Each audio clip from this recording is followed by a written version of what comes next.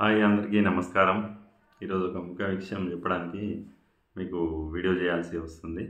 ఎందుకంటే ఈ రోజులలో ఆరోగ్య బీమా చేసేటప్పుడు మనం ఉన్నది ఉన్నట్టు చెప్పి ఉన్నది ఉన్నట్టు రాస్తే కస్టమర్కు ఎలాంటి ఇబ్బంది లేకుండా ఉంటుంది.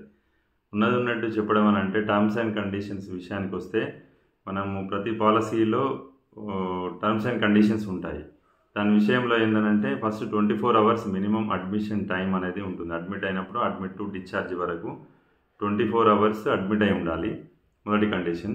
రెండోది ఏంటంటే పాలసీ కన్వర్ట్ అయిన తర్వాత మనకు నెంబర్ అలాట్ అయిన తర్వాత నెక్స్ట్ డే నుంచి వెళ్ళి ప్రమాదవశాత్తు ఇంజూరీ అయితే ఆ ఇంజురీస్ అన్నీ కూడా అడ్మిట్ కావాల్సి అవసరం వస్తే దానికి సంబంధించిన కవరేజ్ ఉంటుంది. సాధారణ జబ్బులన్నీ కూడా 30 డేస్ తర్వాత 31 డేస్ నుంచి వెళ్ళి స్టార్ట్ అయినటువంటి జబ్బులు కవర్ చేయబడతాయి. Initial waiting period 30 days. దాంట్లో ఏమేమి కవర్ అవుతాయి?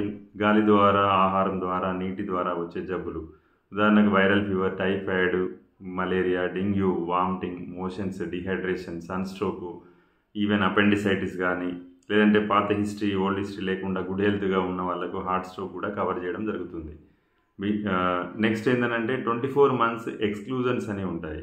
24 నెలలు వేచి ఉండేటువంటి సర్జరీస్. దాంట్లో ఏంటంటే కన్ను, చెవి, ముక్కు, గొంతు, gall bladder stone, kidney stone, piles, hernia, fistula, ముఖాల్ చిప్ ఆపరేషన్, వెరికోస్ వీన్స్, బ్యాక్ బోన్కు సంబంధించినటువంటి సర్జరీస్, తర్వాత స్పైన్కి సంబంధించింది, గర్భాశయ గడ్డలు, హైడ్రోసిల్, ఇలాంటివన్నీ కూడా మనం 24 నెలల తర్వాత కవర్ చేయబడతాయి ఈ సర్జరీస్ అన్నీ కూడా. మిగతావి ఏంటంటే ఇదివరకే ఉన్నటువంటి రుగ్మతలు ఏవైతే ఉంటాయో దాన్ని పీఈడి అంటాం. PED means pre existing disease.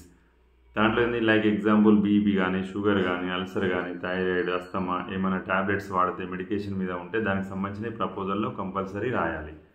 తర్వాత any other surgeries done like example appendicitis కానీ, హెర్నియా సర్జరీ కానీ, థైరాయిడ్ సర్జరీ కానీ, గర్భాశయ సంచి సర్జరీ కానీ, లేదా ఫ్రాక్చర్స్ అయ్యి రాడ్స్ వేసుకున్నా కానీ, ఎలాంటి సర్జరీస్ అయినా కూడా ఇది గతంలో జరిగినట్టయితే ప్రపోజల్లో కంపల్సరీ ఎంట్రీ చేయాలి.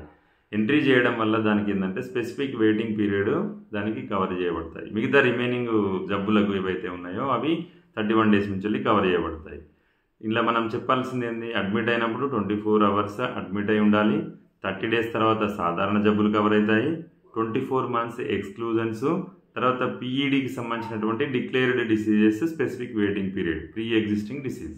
ఇంకొక కండిషన్ ఏంటంటే క్లాస్ 4D అని చెప్పి నాన్ నెట్వర్క్ హాస్పిటల్కి వెళ్ళినప్పుడు మనం అడ్మిట్ టైం నుంచి వెళ్ళి వితిన్ 24 అవర్స్ లోపల క్లెయిమ్ ఇంటిమేషన్ నెంబర్ తీసుకోవాలి, ఇంటిమేషన్ ఇవ్వాలి. సో అండ్ సో హాస్పిటల్లో మేము అడ్మిట్ అయినామని చెప్పి అది తీసుకోవడం వల్ల ఏమవుతుంది, రీఎంబర్స్మెంట్ చేసుకోవడానికి ఒక క్లెయిమ్ నెంబర్ ఇస్తారు.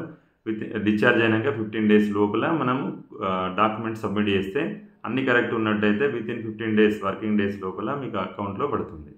This is the terms and conditions health ఇన్సూరెన్స్లో కంపల్సరీ చెప్పాల్సినటువంటి అంశాలు. Thank you friends.